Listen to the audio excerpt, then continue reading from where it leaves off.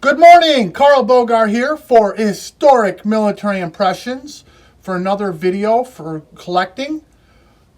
Now, this video I'm entitling, Sometimes You Gotta Take a Chance. A couple years ago, we were at a local flea market in Wisconsin here, and a lot of vendors. It was a beautiful day walking around, and a gentleman showed me what he told me was a Japanese pre-World War II cavalry sword. Now, if you know anything about Japanese pre-World War II cavalry swords, they're all pre-World War II. There's only two of them, and I knew exactly that it is not either of them. But as I was walking around, it was sitting in my gut that I should take the chance because he only wanted $50. So I went back and I purchased this sword. It's a needle nose blade, has a wood handle, brass in the hilt, and if you look carefully, I don't know if you could see this or not, I'll show pictures of it later.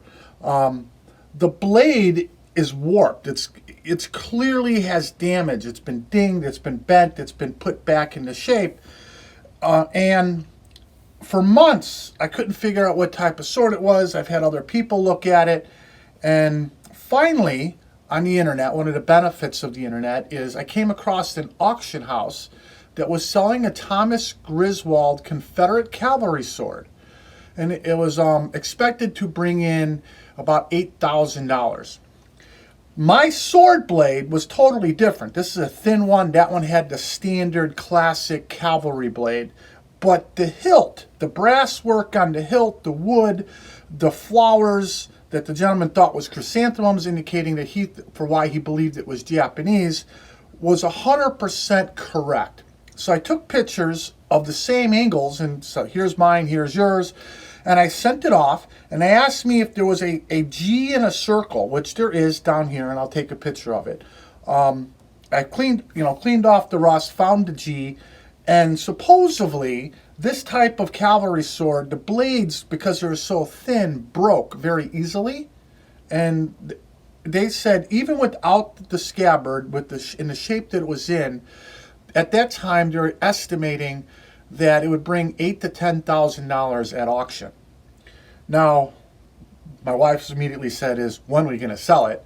I'm like, when we're desperate and need money, because if you sell it at auction, remember that auction house is going to take a pretty big chunk of that money.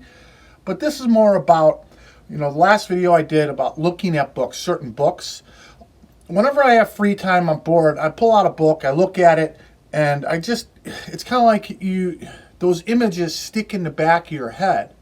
So when you come across something like this, you feel like you saw it someplace, there's something about it that you remember. So sometimes you take a chance. Sometimes in this case it pays off.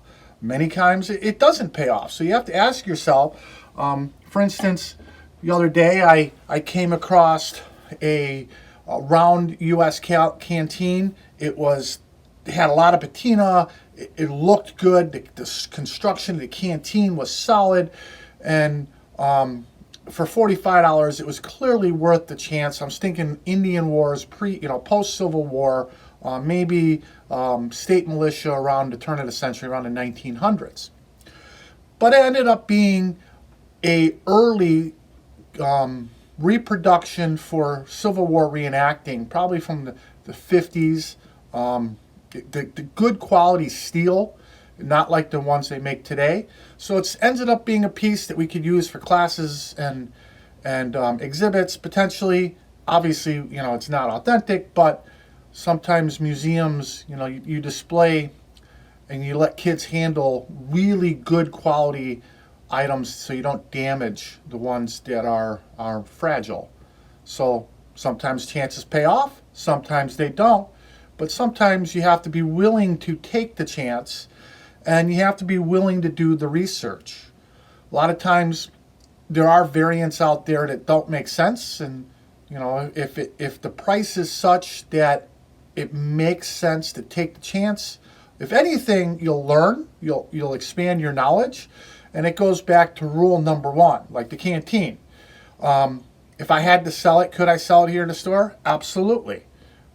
Do I want to at this time? No, but it's nice to know I can. I'm not so upside down in the chance that I can't recoup my money or a big chunk of that money if I ever had to. So that's ultimately the point of having a library, to know what things look like, to key in on the details of things. So when you're out in the field, something sticks out, you go, you know what, that's worth me taking the chance on, and hopefully it'll pay out. And like the case in this cavalry sword, it did. So have a great weekend. This is Carl Bogar for Historic Military Impressions, your premier provider of museum quality exhibits. And as always, please like our Facebook page and subscribe to our YouTube channel. And until next time, I hope you have a good day.